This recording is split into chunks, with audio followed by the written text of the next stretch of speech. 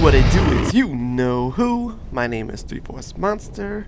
You can call me Eric. So today on tap we have a brand new Call of Duty challenge video. And in this video, my particular challenge is going positive kill death ratio using only me knives. Yep.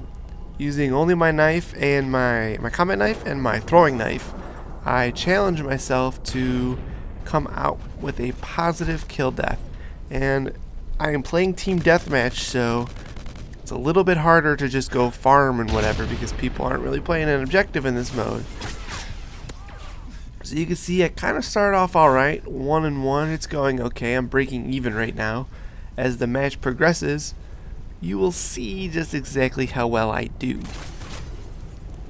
Now I want to say the best way to play using a knife only, which, give it a knee, which I'm no pro king at, is to get into the enemy spawn. Play behind them. Get into the enemy's grill.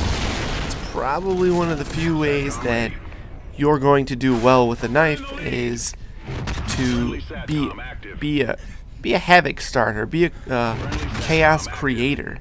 Get up into the enemy spawn and make them look for you. You know what I mean? It's probably one of the best ways to do well with a knife. Now see what I'm doing right here? This is something you really don't ever want to do. Is you see an enemy, you chase an enemy.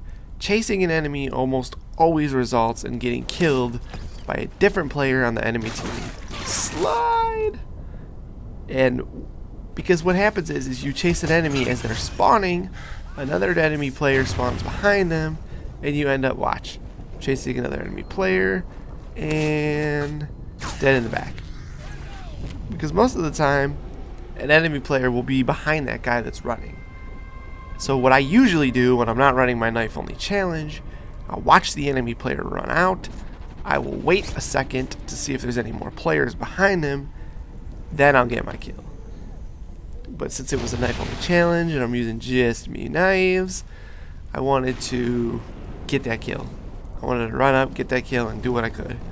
So I've already started this game off really extremely well. Looks like my goal is going to be in hand. I'm currently 9-2, and I'm kind of just trying to gauge where the enemy spawn is. So when I play with knives, I really like throwing knives. I miss them so often, but I really like trying to play with them. Again, you just see me chase an enemy, get shot in the back. So try to get as far back as possible and then start killing the enemies. Pretty helpful hint. Guys, when you see my click this button if you're enjoying this video, little video icon graphic thingy pop up at the bottom of the screen, I'm not just saying click like because it's a video and it's my video and I want you guys to like it. I'm saying click like because by clicking that like button, you help support my video. You help support me, and I'm not saying you have to click like. If you enjoy it, click it. By clicking it, you're supporting me, and I appreciate every single like clicker that I get on every one of my videos. So let's get back into the action. I'm actually sporting a 2 kill death ratio right now, and I'm trying to just not die. It's pretty important that when you're running a class like this, you set up your class to be the best beneficial to you and your team. So if you watched my previous video, which was how to be a better teammate, you'll notice that I'm actually doing some things that I posted up in that video, which were getting out of the original spawn, setting up your kill streaks to help your team, and just moving, all that good stuff. Setting up your kill streaks. Those are a couple important things when you want to help your team play. Oh, and killing the enemy that is shooting next to you, which I'm pretty much just killing everything I can at this point. If you guys want to see that video and you haven't watched it yet, there will be a link in the description, and maybe I'll even put up a little speech bubble thingy right now so you could go ahead and take a look at it. So I'm not sure if I'm playing against really bad players right now, or if I have connection, or what the case may be. But I've gotten into their spawn in this spot more times than not.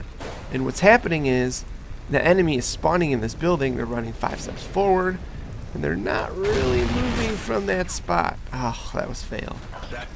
They're not really moving from that building, so they're actually kind of just spawn trapping themselves at this point. So you can see I got a field orders, and again, it's something I've been paying a little bit more attention to is field orders, because they lend themselves to giving you extra stuff. This time it was only a SATCOM, but hey, SATCOMs help, right? So try to pay attention to the field orders you receive. If you see a little blue briefcase floating around on the ground, try to run over and pick it up. Man, I'm doing terrible right now. I was on a really good run and I just started dying a few times. If you're not on with your throwing knife, then you're going to struggle using knife only. Unless you can keep getting behind the enemy. You see that enemy got behind me right there. And then the game actually spawned me right over where I just died. So I'm running, I'm chasing the guy. Ugh! My teammate finally killed him. Shot at an enemy that was by him. I appreciate it. So, the next thing I want to talk about is my perk setup that I'm running. And earlier I mentioned set up a class that benefits what you're doing. I'm knifing, so my perks that I'm using are obviously going to help aid in my knifing. I'm running Marathon, Strong Arm, Reflex. Strong Arm and Reflex help with my throwing knife. Marathon obviously helps with my sprinting. I'm running Dead Silence so I could be quiet. I'm running Blast Shield so I could just run through stuff. And I'm running Extra Lethal, which will give me an extra throwing knife. So I've got my class set up pretty much to the T for just running around using my knives. A lot of times in this video, you'll see me look across the map like that. You see me just stand up on the open and look across the map. Not a very smart thing to do because you can get sniped pretty easily on this map doing that, but I really like going for the big throwing knives. So what I'm doing now is I'm looking up in the windows for a guy to peek his head out so I can try to hit him with one of my throwing knives. Strong Arm in this game really lifts your throwing knives a ton. You don't have to put nearly as much arch as you would if you were not running Strong Arm. You just see me pick up a field orders. Now my field orders were get 1 kill with the headshot, which, you know, it's kind of impossible when you're running a knife only. So you see me waiting on it. I seen the guy run through the doorway. The guy at the very back, oh, we just killed each other. So the game is drawing to a close. It's 71-50, and I've pretty much achieved my goal of having having a positive kill death ratio. I'm currently sitting at 19 and 11, and I had a really good start to this game, and that really helped with me having a positive kill death ratio.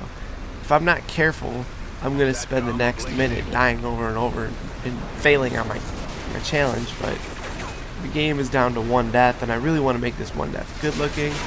Oh! Wasn't a great throwing knife, but it was a good throwing knife.